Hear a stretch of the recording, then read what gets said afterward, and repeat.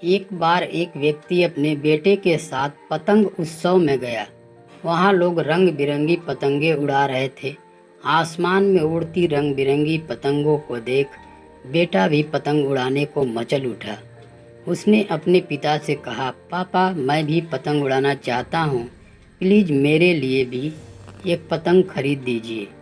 बेटे की इच्छा पूरी करने को पिता पास ही की एक दुकान में गया। वहाँ से एक सुंदर सी पतंग और डोरी वह अपने बेटे के लिए खरीद लाया। बेटा पतंग पाकर खुशी से झूम उठा। कुछ देर बाद वह भी पतंग डोर थामे पतंग उड़ा रहा था। उसकी पतंग ऊंचे आसमान में उड़ रही थी, लेकिन वह खुश नहीं था। वह चाहता था कि उसकी पतंग और ऊंची उड़े। वह पिता से बोला, पापा ऐसा लग रहा है कि डोर की वजह से पतंग ऊंची नहीं उड़ पा रही है। क्यों न इसकी डोर काट दी जाए, इससे पतंग आज़ाद होकर और भी ऊंची उड़ने लगेगी। प्लीज़ आप इसकी डोर काट दो। बेटे की बात मानकर पिता ने पतंग की डोर काट दी। डोर काटते ही पतंग ऊपर जाने लगी। यह देख बेटा बहुत खुश हुआ, लेकिन कुछ देर बाद पतंग ऊपर जाने के बजाय नीचे आने लगी और एक मकान की छत पर जा गिरी। बेटा यह देख हैरत में पड़ गया। उसने यह सोचकर पतंग की डोर काटी थी कि पतंग आसमान में और ऊंचा उड़ने लगेगी, लेकिन वह तो नीचे गिर पड़ी। उसने पिता से पूछा, पापा ये क्या हुआ? पतंग आसमान में और ऊंची जाने के बजाय नीचे क्यों गिर पड़ी? पिता बोला, बेटा तुम्हें लग रहा था कि डोर पतंग को ऊंचा उड़ने से रोक रही है, जबकि वास्तव में ऐसा नहीं था। डोर तो पतंग का सहारा थी।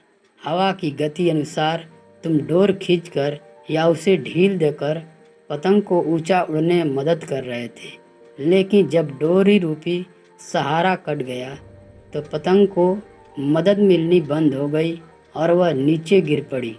ऐसा जीवन में भी होता है।